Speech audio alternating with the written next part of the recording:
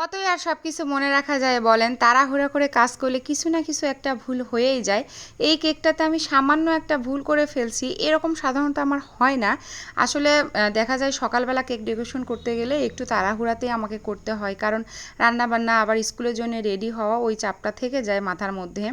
তো সাধারণত আমি রাত্রেই সব কিছু কমপ্লিট করে রাখি, শুধুমাত্র ফাইনাল ডেকোরেশনটাই সকালবেলা করার চেষ্টা করি, কারণ লাইটটা ভালো থাকে, কেকের ভিডিওটা ভালো আসে। তো এই কেকটা কিন্তু এর আগেও আমি করছি, এরকম ভুল হয়নি। আমি একদম প্যাকেজিং করেও রাখছি, তারপরেও মনে হচ্ছিল যে কেকটার মধ্যে কিছু একটা মিসিং আছে, যার জন্য ভালো লাগতেছে না কেকটা দেখতে।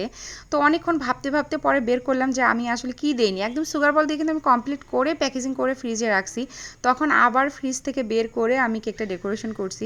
এই কেকটাতে এই যে মানে ছোট ছোট যে পাপড়িগুলো হবে, এটাই আমি মিসিং করে ফেলছিলাম। তখন মনে হওয়ার সঙ্গে সঙ্গে আমি ফ্রিজ থেকে বের করে আবার ডেকোরেশন করে দেই।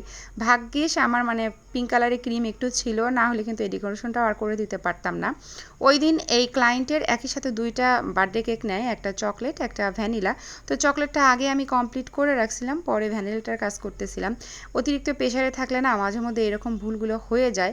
আর ওই দিন এই দুটা কেকের সাথে আমার আরও হচ্ছে 2 টিয়ারেরও একটা কেকের অর্ডার ছিল। এই জন্য সব কাজ একদম মানে এলোমেলো লাগে যাচ্ছিলো আমার কাছে। আলহামদুলিল্লাহ সবগুলো কেকই সুন্দর করে ডেলিভারি করতে পারছি।